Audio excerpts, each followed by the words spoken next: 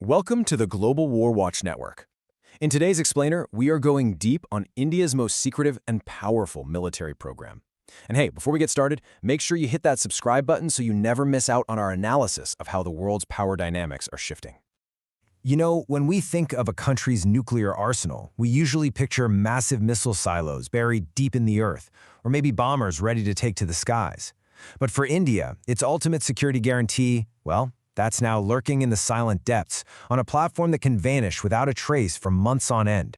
So you have to ask, why go through all the trouble? I mean, it's incredibly difficult and expensive to put these weapons on submarines. What is it about being underwater that makes it the absolute peak of strategic deterrence? Well, to really get it, we need to rack our heads around one single powerful idea. To understand India's power beneath the waves, we got to start with its official nuclear policy, which is no first use. It's basically a promise to the world we will not be the ones to start a nuclear war. But here's the thing about a promise like that. It only works if everyone else truly believes you can survive a first hit. And that's exactly where second strike capability comes into play. Think of it as the ultimate insurance policy. It's a clear message to any potential enemy that says, look, no matter what you hit us with first, we will absolutely survive and we will hit back with overwhelming force.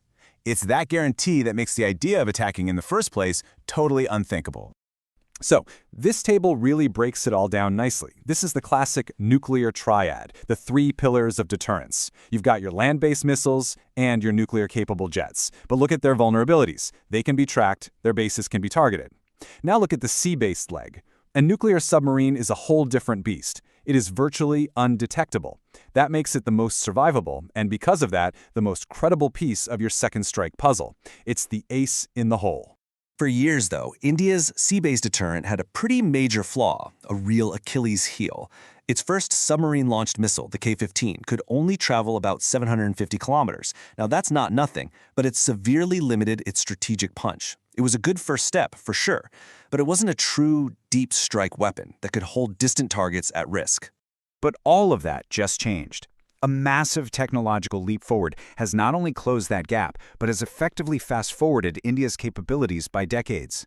What happened was this. In late 2025, Indian defense scientists nailed the test of the Stage 2 rocket motor for a brand new missile called the K-5. Now, this wasn't just some routine test. This was the critical moment. This was the proof that the engine powering India's next generation of undersea deterrence actually works.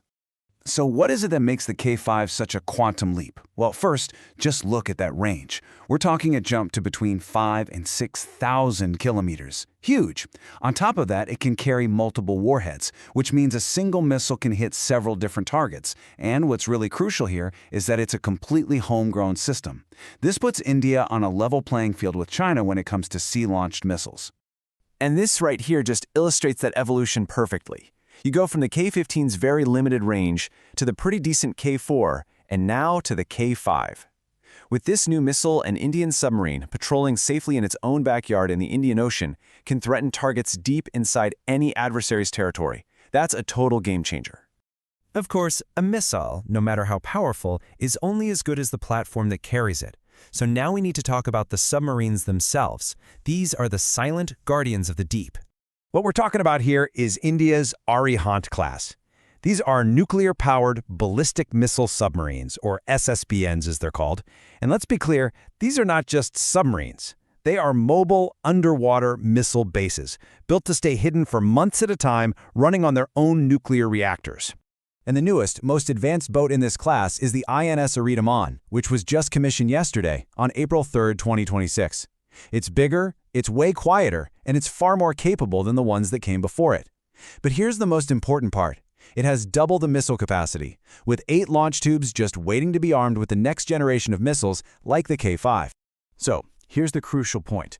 When you take these new super long-range missiles and you pair them with these advanced, ultra-stealthy submarines, well, the entire strategic balance in the region and even the world starts to shift. This new capability launches India into one of the most exclusive clubs on the entire planet. Seriously, only a tiny handful of countries have ever mastered the mind-bogglingly complex technology it takes to design, build, and actually operate these systems effectively. And I mean, just look at the other members of this club. This is the company India now keeps. We are talking about the world's most established, most advanced nuclear powers. Getting into this group is a huge statement about your country's technological prowess and its strategic maturity. And the ripple effects here are massive. For China, it creates a whole new strategic problem to worry about from the Indian Ocean. For Pakistan, it cements a deterrent that is, for all practical purposes, untouchable. And for the rest of the world, it signals that India has truly arrived as a major power that controls its own strategic destiny, free from relying on others for its most critical military tech. And this isn't where the story ends. The roadmap is crystal clear. The K-5 will go through its final trials and then enter full production in the next couple of years.